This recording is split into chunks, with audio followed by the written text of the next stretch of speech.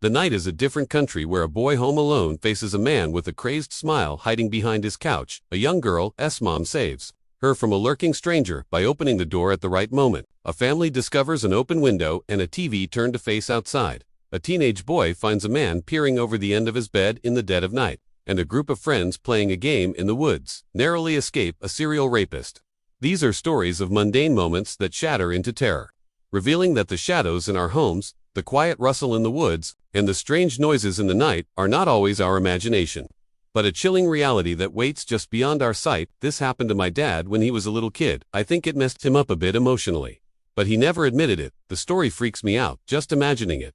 So, I am pretty sure my dad was 10 years old, and he was home alone for whatever reason. He was watching TV in the living room. It was the only TV in the house, and all of a sudden the TV just shut off. So he got up and turned it back on. It was an old shitty TV, so it wasn't weird at all when he got back on his couch. It happened again. He got up once again and turned the TV back on, and again it turned off. He repeated this process a couple more times before he started to look for the remote. While looking for the remote, he walked over to check behind one of the couches and saw a man hiding in the corner holding the TV remote my dad described. The man is having long messy hair and a crazed look in his eyes. He gave my dad a smile, and my dad ran out the front door screaming like a little girl. He went to his neighbors who called the police. The man was still in the house when the police got there, so he was arrested. My dad told me that he still assumes the man was either homeless or crazy.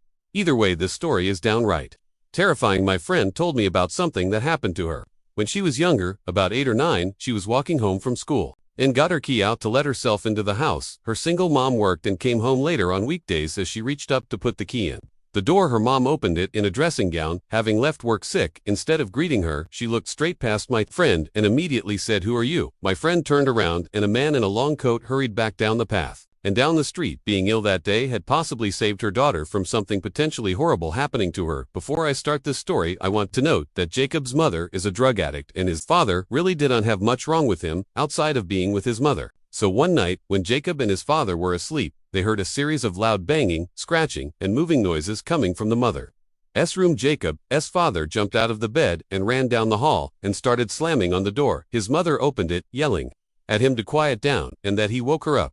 He asked her about the sounds. She hadn't been awake to hear them. Jacob's dad would have assumed that she was on something again, but something was wrong. The window was open all the way, and the TV was moved across the room, still plugged in and had the screen facing outside. Jacob's dad was reasonably scared. He shut the window, got his bed locked, the mother's room from the outside, and made her sleep in the living room. He stayed up most of the night. He woke up Jacob at 5. It was still dark out. Jacob went out to the kitchen, where his mother already was. A couple minutes later, his dad walked in wide-eyed, pointed at Jacob and his mother, and held his finger to his lips. They both quieted down. They heard something shuffling around on the roof, going from edge to edge. Jacob's dad had the bat. They sat together in the room quietly. Minutes later, the sound went away. Jacob's grandmother was called. She was asked if everybody could stay over there for a little while. She said yes, and told them she'd come pick them up. Jacob finished eating and went to go sit on the couch. There was no TV in that room, so he sat in silence. He looked over at a door to an empty room in the hallway. The door was open. There was a finger wrapped around the side of it. Jacob screamed and pointed to it, and his father grabbed him and ran out. Jacob's mother followed behind. They went to a gas station and sat out front until they saw Jacob's grandmother's truck.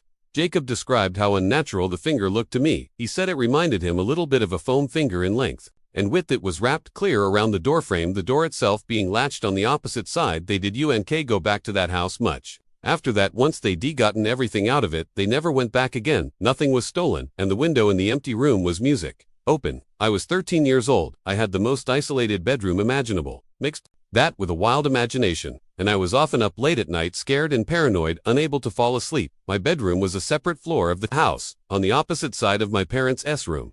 They had no way of hearing what was going on in my room, so it was a seemingly ordinary night with a bit of rain, but not a storm. I woke up and looked at my clock and saw that it was 2 in the morning. I got an uncomfortable feeling right away, but I didn't know why. I then saw at the edge of my bed there was a bit shadow of something roundish, just over the head of the edge of my bed. My heart started racing until I realized it was just my hat. I sometimes hung my hat on one of the wooden poles at the edge of my bed, so I CNE'd myself down and fell back asleep. I woke up again around half an hour later and was again startled by the sight of the shadow at the end of my bed. But after my brain started to fully wake up, I remembered it was just my hat again. This process happened one more time that night, probably another half hour later, and once again, I was startled by the sight of the shadow. I was getting thirsty, so I reached my hand down to the side of my bed, looking for my water bottle, but I instead found something else, my hat. And at that instant, I felt my heart drop into my stomach.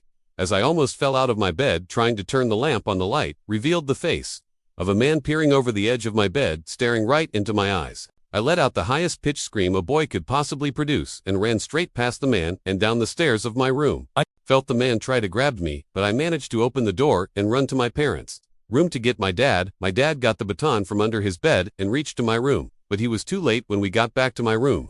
The window was wide open. Apparently the man jumped out onto the patio roof outside my window. When I was a kid, I had a huge group of friends that all happened to be on my block on the weekend nights. We would always play manhunt, aka hide and go seek. For older people it worked out great because since we were all neighbors, we used all the front and backyards and even the woods behind our houses. We had a rule, though, that we couldn't go out more than a backyard's length into the woods. I always used the same hiding spot and nobody ever found me. I always hid behind an old rusty barrel that was thrown into the woods years ago. So on this particular night there were only 6 of us playing. My friends Joe and Raj were on my team. We quickly dispersed as says we were the first to hide. I ran to my usual hiding spot through my backyard into the woods behind the barrel. Usually I would see the flashlights of the other team shining through the backyards in the woods, but it was unusually quiet this time, and then I finally heard footsteps nearby. I didn't see a flashlight, so I assumed it was one of my teammates. I whispered Joe and Raj's names, but then whoever it was started charging at me full on sprinting. I immediately shot up and ran out of the woods to find a new hiding spot in my backyard. But nobody ever came out of the woods. I heard all my friends calling my name from out front, including Joe and Raj, so I assumed something was wrong and went up front. I saw Joe's parents talking with my parents with all my friends surrounding. My parents seemed a bit relieved to see me, so I was naturally excused. They told me that a police officer had just passed by and warned them about a serial rapist spotted in the AA and that all the kids should stay indoors. I explained what happened to me in the woods, and my parents started freaking out, making 100% sure that I wasn't lying. They called the police. I really don't know if he was ever caught, but I really hope he was. I try not to think about what would have happened to me had whoever that was caught me.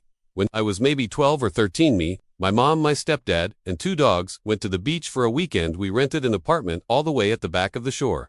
The apartment had nothing surreal to it at first sight. We unpacked everything and went out for dinner. Straight afterwards we came back, and at the time it was maybe 9 p.m. We watched some TV for an hour or so. My mom, stepdad, and 2 dogs slept on a bed you could make from the couch they gave me. The bedroom with a king-sized bed. I went to bed and used my computer for a while to play some games that I had pre-installed. Since I knew that there would be no internet connection there, I stayed up playing games pretty late at night. I decided it was time to get some shooty and go to sleep. Maybe after 5 minutes of laying in my bed, complete silence filled the room. But then all of a sudden, I hear this extremely loud music.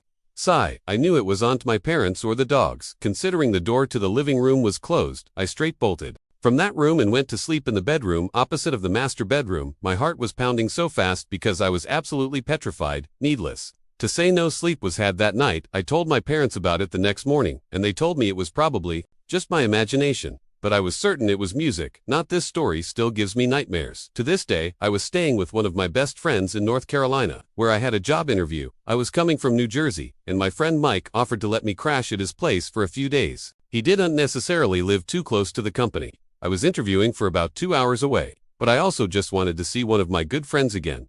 So this happened after the second interview.